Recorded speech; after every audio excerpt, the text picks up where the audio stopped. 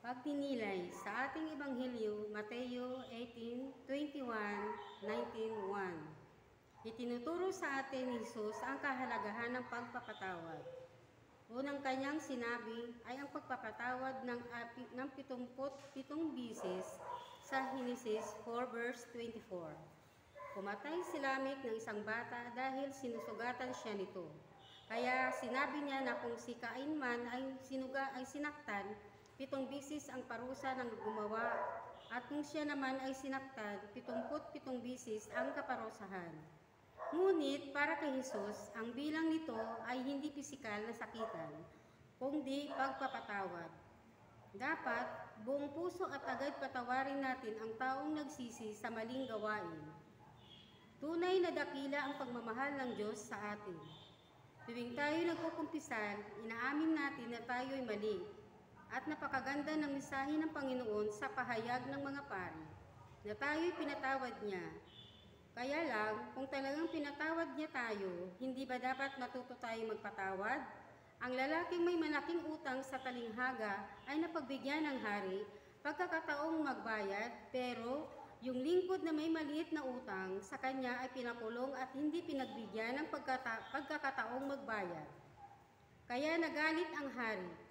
Pinalaya ang lingkod ng lalaki at pinakulong ang lalaki hanggang bayarin ang utang nito. At totoo ang isang pahayag ni Kristo. Kung pinapatawad ninyo ang mga nagkakasala sa inyo, patatawarin din kayo ng inyong amang nasa langit.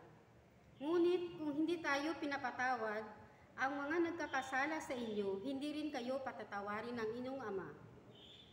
Mateo 6:14-15. Sa ating paglalakbay sa daang ito, naway taos-pusong magpatawad tayo gaya ng pagpapatawad ng Panginoon tuwing nagsisisi tayo sa Kanya. Ang akin pong maisishare, ang kunting share lang din na na-experience ko sa buhay ko, na kung paano ako natutong magpatawad sa aking naging nagalit sa akin, naging kagalit ko. Dahil kapag pala tayo ay nananahan na si Kristo sa ating puso, tayo pala ay natututong magpatawad. Tayo pala ay nagkakaroon ng mahinahon na pag-iisip, mahinahon na pagsasalita, at natututo tayong magpatawad sa mga taong nagkakasala sa atin, or tayo man ay nagkakasala din sa kanila. Ang aking natutunan lamang sa pagpasok ko dito sa St. Martin ay napakalaking bagay na natutunan ko.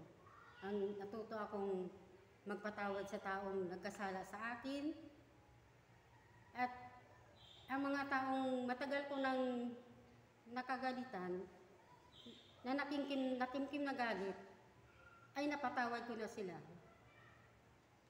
Nawa, kung saan man at kung ano man ang naging ko sa kanila, mapatawad din nila ako katulad ng pagpapatawad ni Jesus sa akin.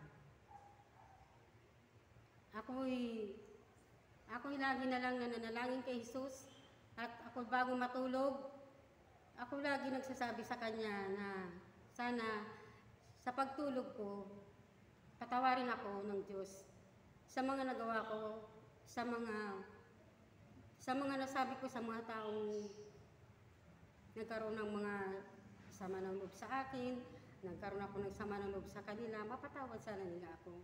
At tuwing gabi, sa pagpikit ng aking mata, lagi akong humingi ng patawad kay Lord. At inihingi natin talaga yun dahil hindi natin masasabi kung kinabukasan ba magigising na tayo, magigising pa tayo o hindi na. Mas maganda na rin yung habang tayo nakahiga, habang tayo natutulog, humihingi na tayo ng kapatawaran. At sana laging hipuin ni Lord at mananahan si Jesus sa aking puso, upang sa lahat ng bagay, sa lahat ng oras, lagi ako magkakaroon ng kababaang loob, lagi ako magpapatawad sa kapwa ko, lagi akong mahinahon sa asawa at sa anak ko. Sana po lagi ako gabayan ni Lord at lagi niya akong hihipon sa lahat ng oras.